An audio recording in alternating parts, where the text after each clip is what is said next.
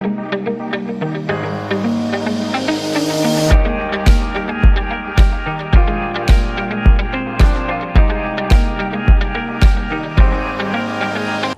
Friends, welcome to मंजिल।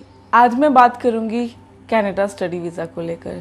आज मैं स्पेसिफिकली उन टॉपिक्स पे बात करने वाली हूँ जिनमें जनरली स्टूडेंट्स जो हैं कंफ्यूज रहते हैं, और वो है चॉइस ऑफ कोर्सेज।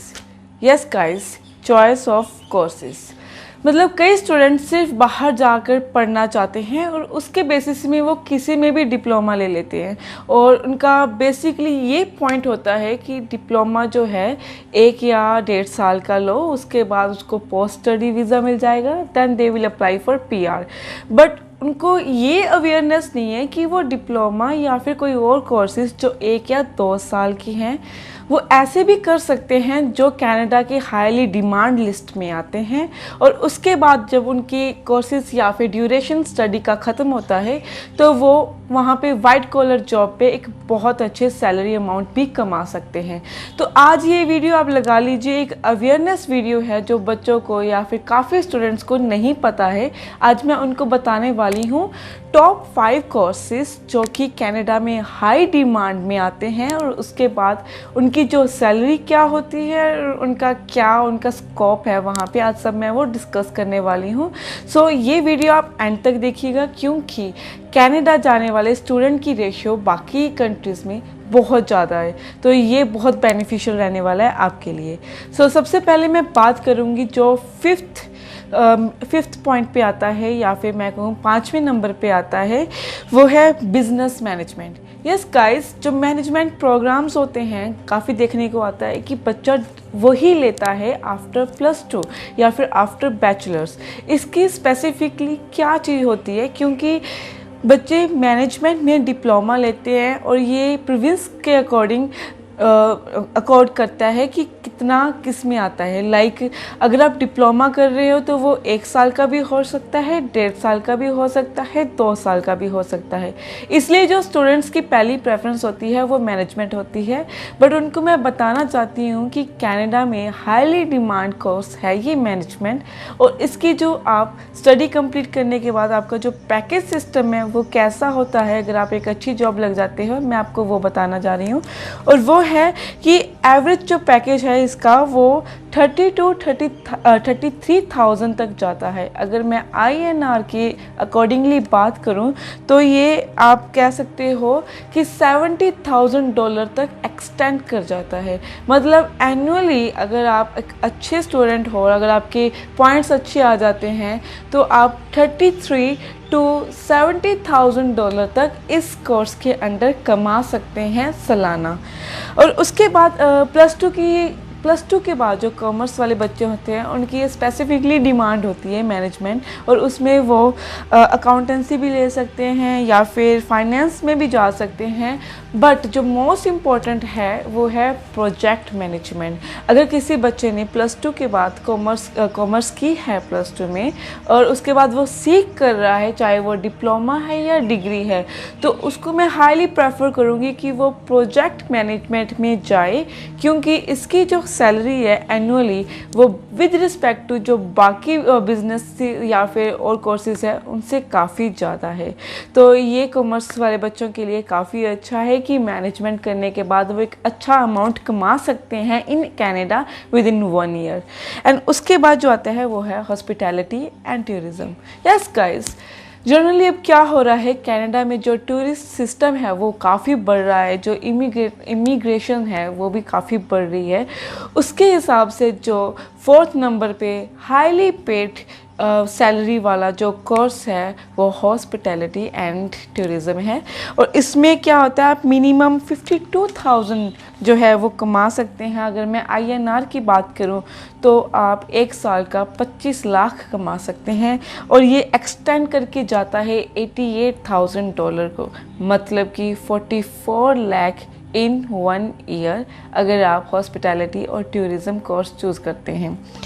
उसके बाद क्या होता है कि इसमें आप कॉलेज और यूनिवर्सिटी दोनों ले सकते हैं, बट द प्रॉब्लम इज़ कि अगर मास्टर्स लेते हैं उसमें भी 5 से 6 लाख का खर्चा है, और बैचलर में भी डिग्री या फिर डिप्लोमा ये डिफ़र करेगा। और ये अगर आपको इसमें कोई कन्फ्यूज़न है तो आप हमारे ऑफिस में आकर अपनी कन्फ्यूज़न दूर कर सकते हैं, बट जो इसका एवरेज प्राइस है या कॉस्टिंग है वो है 5 to 6 लाख।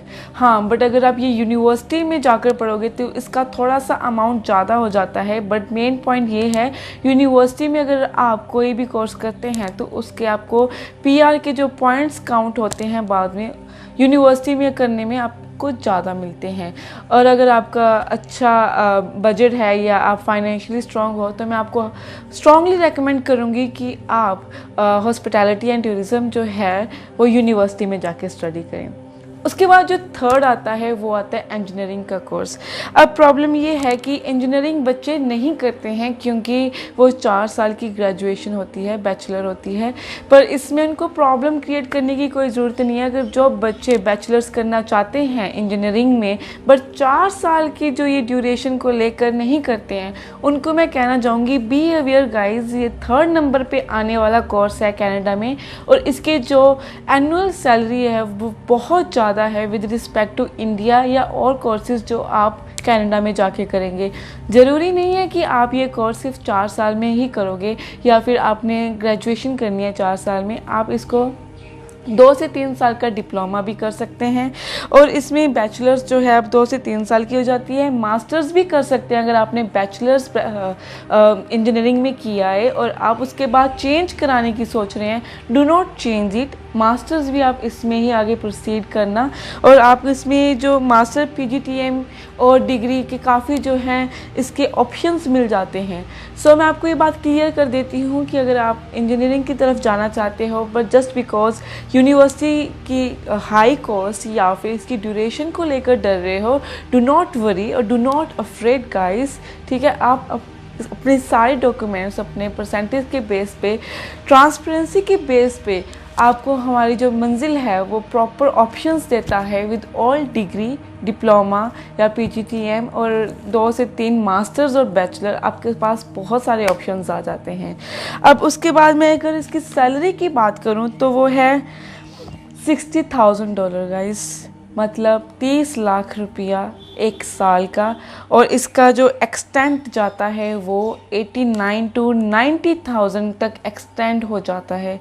तो आप इसी से इमेजिन लगा सकते हो कि इसकी कितनी डिमांड है। और ख़ास करके मैकेनिकल इंजीनियर्स की बहुत डिमांड होती है अगर आप कनाडा में जाकर करते हो। और आपके दिमाग में अगर क्वेबेक जो है या फिर मॉन्ट्रियल जो है सबसे प्रायोर पे आता है तो मैं आपको कहूँ कि this is the best option for you.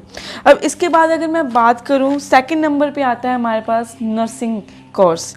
Nursing course अगर आप अपने +2 किया है और उसके बाद आप नर्सिंग के लिए जाना चाहते हो या आप बैचलर्स कर चुके हैं और उसके बाद भी आप नर्सिंग के लिए जाना चाहते हो, ये भी बहुत अच्छा डील रहेगा क्योंकि इसका $70,000 पर ईयर जो है ये सैलरी है। और इसका जो एक्सटेंट है वो डिपेंड करता है कि उनकी सिचुएशन कैसी है, बट मिनिमम $70,000 जो है आप वो कमा सकते हैं 1 साल में। और INR की अगर मैं बात करूं तो 35 लाख रुपया 1 साल का आप विदाउट एनी स्ट्रगल कनाडा में कमा सकते हैं अगर आप नर्सिंग की तरफ जाते हो। और सबसे इम्पॉर्टेंट और सबसे फर्स्ट नंबर पर आने वाला जो कोर्स है वो है फार्मास्यूटिकल। अगर आपने +2 मेडिकल में किया है या बैचलर्स में आपका BSc बायोटेक या बायोलॉजी या बायो को लेकर कोई भी सब्जेक्ट किया है, देन हैप्पी हो जाइए गाइस, क्योंकि आप फार्मास्यूटिकल के लिए एलिजिबल हो, चाहे फिर वो आप डिग्री करो, चाहे डिप्लोमा करो या फिर मास्टर्स करो। बट इसकी जो सैलरी अमाउंट है वो है $80,000, मतलब 75 लाख, मतलब 75 लाख रुपया आप 1 साल का कमा सकते हो। और ये एक्सटेंड होकर $1.30 तक चला जाता है जो इसका एनुअली सैलरी है। तो I think this is a bit shocking for you, but ये टॉप 5 जो कोर्सेज़ हैं ये उन बच्चों के लिए हैं जिन्होंने कनाडा जाने के लिए सोच रखा है और वहाँ पढ़ने के लिए सोच रखा है, बट वो PR के लेकर या ईज़ को लेकर कोई और कोर्सेज़ में अगर आपने आपको कंफ्यूज कर रहे हो कि ये लें या वो लें, ये उनके लिए गाइस ये 5 कोर्सेज़ जो हैं ये बहुत डिमांड में हैं कनाडा में और हाईली पेड है। होप ये वीडियो आपके लिए बहुत ही बेनिफिशियल होगी, और किसी और चीज़ को रिलेटेड या कोर्सेज़ को ही रिलेटेड आपको कोई प्रॉब्लम है या कनाडा कॉलेजेस और यूनिवर्सिटीज़ को भी लेकर प्रॉब्लम है तो भी आप हमारे गिवन नंबर पे कांटेक्ट कर सकते हैं। और अगर आपको AIPs को लेकर भी प्रॉब्लम है तो आप अपने डॉक्यूमेंट्स हमारी मेल पे भी सेंड कर सकते हैं या फिर डायरेक्ट हमारे ऑफिस भी आ सकते हैं। Thank you.